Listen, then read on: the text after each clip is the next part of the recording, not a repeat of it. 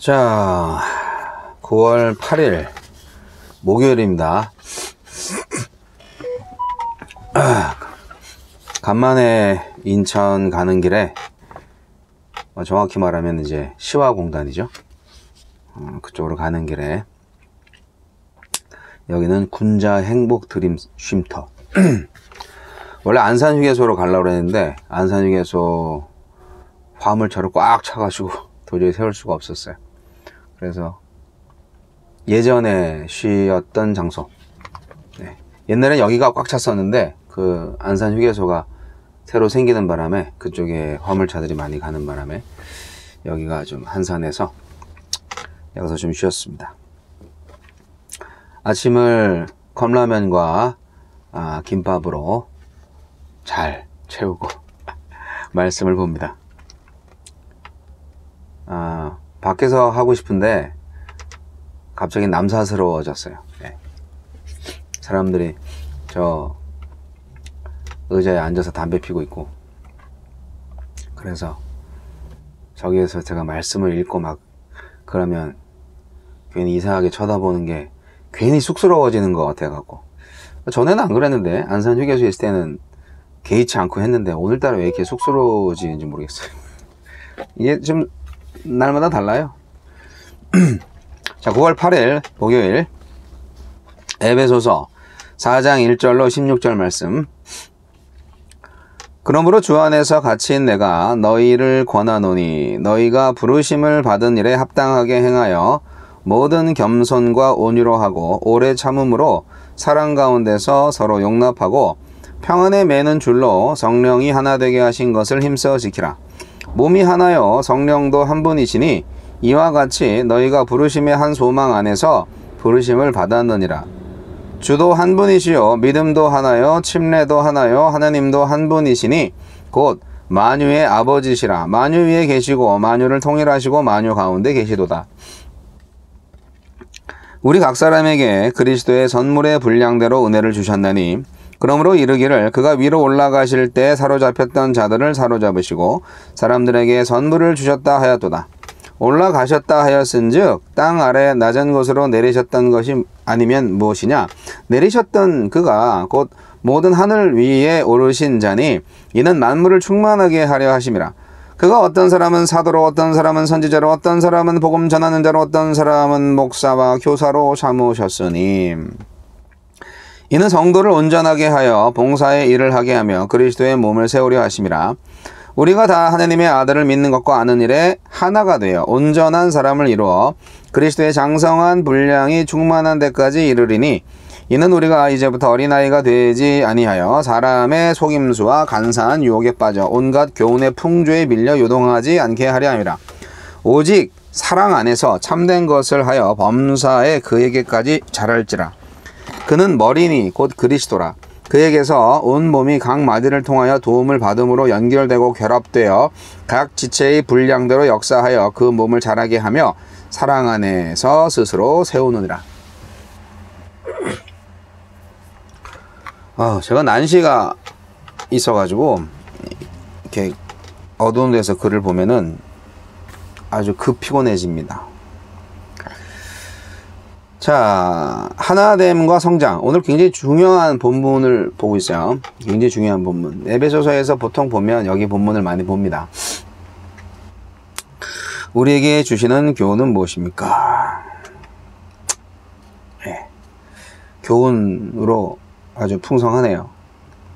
성령이 하나됨을 지키고 그리스도께서 세우신 일꾼들을 통해 잘 양육되고 맡기신 직분에 충성하여 그리스도의 몸을 온전하게 세워가라고 당부합니다. 1절로 3절 하느님의 영원한 계획과 예정으로 교회로 부름받은 우리는 그 부르심 즉 소명에 합당한 하나로 살아야 합니다. 부르셨으니 책임져 주시겠지라는 마음으로 손 놓고 있지 말고 성령님이 우리를 묶으신 평화가 느슨해지지 않도록 힘써 지키는 책임을 다해야 합니다. 겸손해야 하고 친절해야 하고 끝까지 참아야 하고 끝끝내 사랑으로 용서해야 합니다. 4절로 6절 하나라는 단어가 7번 이어집니다. 그리스도인은 한 분이신 이를 한 고백으로 믿어 한 침례로 연결되고 한 몸으로 연합하여 한 소망으로 함께 살아가는 사람들입니다. 신앙의 대상, 내용, 방식이 온통 하나인 이들입니다. 그러므로 교회 안의 반목과 분열은 불가피한 일이 아닌 교회의 본질을 부정하고 그리스도의 십자가를 욕되게 하는 일입니다. 7절로 10절. 예수님이 땅에 내려오셔서 십자가에 달리시고 부활하셔서 하늘로 올라가심으로 베푸신 은혜는 구원의 은혜만이 아니라 일꾼 되게 하시는 은혜이기도 합니다. 주님께서 오늘 나에게 선물로 맡기신 사명은 무엇입니까? 교회의 일꾼은 성도를 섬기고 그 섬김을 받아 온전해진 성도는 그리스도의 몸된 교회를 섬겨 온전하게 세워갑니다. 11절로 13절. 교회인들마다 각자 다른 선물로 받은 분량들이 조화를 이룰 때 하나의 교회가 되어서 그리스도의 장성한 분량만큼 성숙함에 도달할 수 있습니다. 교회의 직분이 권력이나 명예를 얻는 수단으로 전락하지 않도록 경계합시다. 나는 교회가 세워지는데 어떻게 쓰임받고 있습니까? 14절로 16절. 그리스도의 높으심을 의지한다는 핑계로 어린아이 수준에 멈춰있는 믿음을 방치해서는 안됩니다. 그리스도인은 그리스도의 높은 수준의 사랑과 진리를 미래가 아닌 바로 지금 삶으로 구현해야 합니다. 그리스도와 한 몸으로 연결되고 또한 지체로서 서로 결합하고 각자에게 부여된 사랑의 몫을 다하여 그리스도의 몸된 교회가 건강하게 자라도록 연합해야 합니다. 일꾼들의 수고와 성도들의 섬김으로 잘 자라는 공동체가 되게 하소서.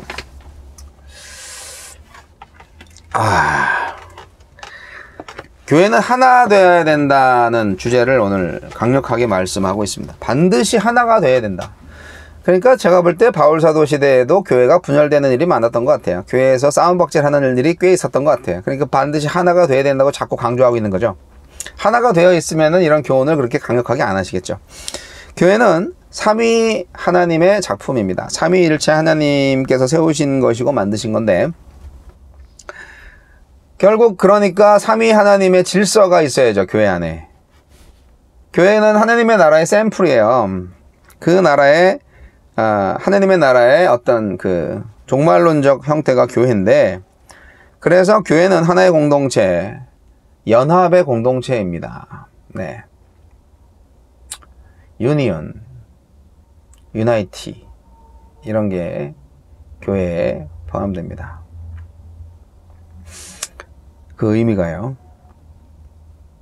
근데 가족끼리도 어떨 때는 치고받고 싸우고 하나가 안 되는데, 뭐 예수 믿는다고 뭐 가족이라고 말로는 하면서 서로 모여서 싸움을 안 할 수가 없죠. 다 자기 유익을 추구하는 악한 마음이 사람들마다 있기 때문에 갈등이 생길 수 있고, 그래서 하나가 되려면은요, 우리가 정상적인 사람으로 살아서는 안 됩니다. 아주 비정상적인 사람으로 살아야죠. 비정상적인 사람이 되려면 어떻게 해야 되느냐? 그리스도의 성품을 가져야죠. 네, 온유와 겸손한 마음이 있어야 됩니다. 그런 성품이 있어야 됩니다. 오래 참음과 사랑과 용납과 평안의 성품으로 성령께서 이루신 하나됨의 공동체를 유지해야 합니다. 예, 일반 사람들은 이해 못하고 그렇게 하려고 하지 않죠. 그래서 우리가 교회에서 이제 아주 낮은 신앙 생활을 하시는 분들을 보면 이제 화도 잘 내고 승질 내고 자기 고집대로 하고 대화가 안 되고, 왜 너는 나처럼 신앙생활을 못하냐 뭐 이렇게 권위적인 자세로 사람들을 대하는 경우를 많이 봅니다. 제가 경험적으로 볼 때는 교회에 직분 맡은 분들이 더 심해요. 겸손하지가 않잖아요.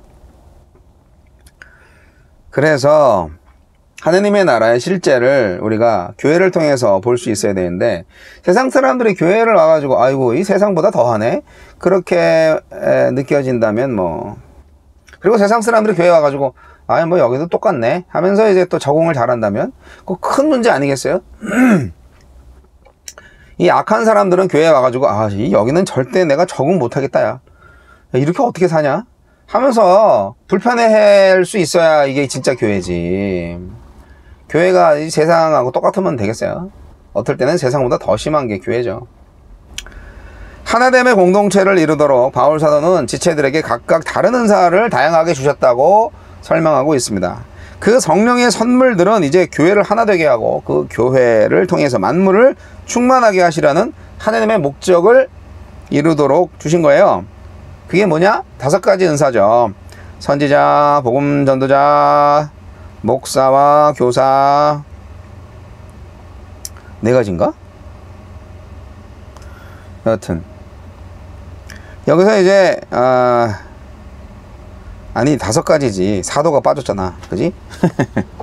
네, 사도가. 이게 오늘날에 사도가 있냐 없냐, 뭐 사도는 없죠. 그러나 사도적인 그리스도인들은 많이 있지 않나요? 그래야 되고, 그렇기 때문에 이게 오늘날에도 그대로 적용됩니다. 11절, 어떤 사람은 사도로, 어떤 사람들은 선지자로, 어떤 사람들은 복음 전하는 자로, 어떤 사람은 목사와 교사로 삼으셨으니. 아이 참, 이 매일 성경의 이 해설을 맡은 신학 또는 오늘날에 이제 사도는 없으니까 이 해설에서 사도는 뺀 것 같아요. 근데 사도가 있죠. 네. 그 사도님 이렇게 부를 수는 없고, 왜냐하면 사도는 1세대에만 있으니까. 사도적 권세를 가지고 사도적 사명을 가진 사람들은 있죠. 뭐 우리가 다 제사장들인데, 그쵸?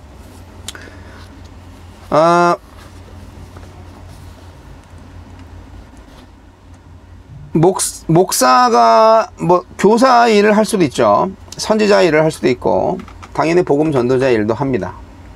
그러니까 이거는 뭐냐면 은사라고 볼 수 있어요. 은사. 직분이라기보다는 은사. 예, 직분이라기보다는 그거 한 사람이 그 목사적 직분이 아니라 목사적 사명을 감당할 수도 있고, 또 교사적 사명을 감당할 수도 있고, 또 선지자적 사명을 감당할 때도 있다는 의미라고 볼 수가 있습니다. 물론 이제 본문 자체로는 이렇게 삼으셨다, 그래서 너는 목사, 너는 교사 이렇게 했다는 건 맞긴 맞아요. 그런데 이것이 은사로 주어졌다는 것 역시 맞습니다. 그래서 각자에게 어떤 은사가 있는지 잘 보고 그 은사를 잘 활용해서 써야 되는데, 뭘 위해서 쓰는 거냐? 자기 인정받기 위해서, 유명해지기 위해서 그런 게 아니라, 뒤에 나오잖아요. 성도를 온전케 하여 봉사의 일을 하게 하며 그리스도의 몸을 세우려 하심이라. 예, 여기서 이제 그리스도의 몸을 세우려 하심이라 해서, 그렇지, 교회를 세우려고 하는 거야. 그리고 또 교회 봉사하게 하려는 거야. 그래서 맨날 교회 청소시키고, 교회 주방 봉사시키고, 교회 뭐 인테리어 도와주고, 건축하고, 관리하고, 뭐 이런 거 생각하시는데요. 교회가 건물이 아니라니까요. 여기에 그리스도의 몸은 성도의 연합체를 말하는 거죠. 성도를 세워야지. 성도를, 어린아이 같은 믿음을 가진 그런 사람들을 세워야지. 그게 교회인데, 그게 공동체 교회인데. 그러니까 사도든 선지자든 뭐 복음 전도자든 목사든 교사든 사람을 세우는 일에 하나가 되어야 된다. 여기 보잖아요. 13절, 우리가 다 하나님의 아들을 믿는 것과 아는 일에 하나가 되어 온전한 사람을 이루어. 예, 뭐 여러분 온전하세요? 온전한 사람이세요? 믿는 것과 아는 것에 하나가 되셨습니까? 여러분 믿는 대로 아는 대로 다 행하고 계십니까? 예, 믿음은 행위를 동반하죠. 아는 만큼 행하고 아는 만큼 사랑할 수 있는 거잖아요. 안다는 것은 또 지식적으로 안다는 게 아니라 경험적으로 안다는 것인데, 우리가 하나 되어야 할 것은 우선 하나님의 아들 예수님을 믿는 것과 아는 것에 하나가 되어야 됩니다.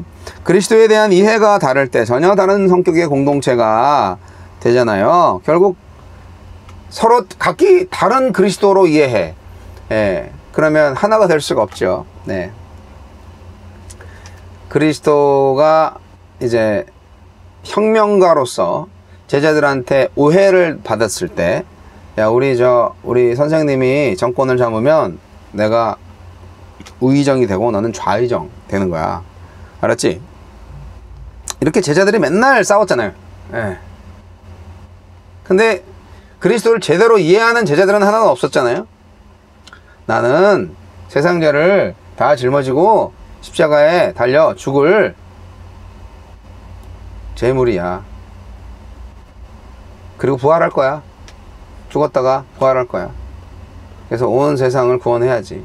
이런 얘기 생전에 다 말씀하셨을 텐데, 베드로나 뭐 다른 사도들 다 자기가 듣고 싶은 말만 듣기 때문에 이해를 못했죠.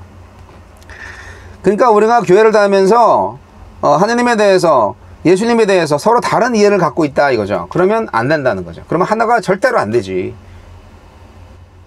비나이다 비나이다 천지신명께 비나이다 하는 그런 신앙을 그대로 갖고 교회에 들어와서 하느님께 똑같이 비나이다 비나이다 천주 하느님께 비나이다 이렇게 말하면서 기복신앙으로만 하시는 분이면, 예수님처럼 십자가에 달려 죽어야 된다 뭐 이런 신앙을 가진 사람하고는 좀 대화가 안 되겠죠. 여러분, 우리는 다 된 존재가 아니에요. 우리는 완성되어 가는 존재예요. 자라가야 할 존재예요. 그 목표는 머리 대신 예수 그리스도십니다. 그리스도를 머리로 삼아서 하나가 될 때 교회는 어린아이에 머물러서 속임수나 간사한 유혹에 빠져서 교훈의 풍조에 밀려 유동하지 않을 수 있습니다. 그리스도께 집중할 때 모든 지체들이 하나로 잘 연결돼서 그 몸을 자라게 할 수 있는 거예요. 각자의 사명을 잘 감당할 수 있는 저와 여러분 되기를 바랍니다.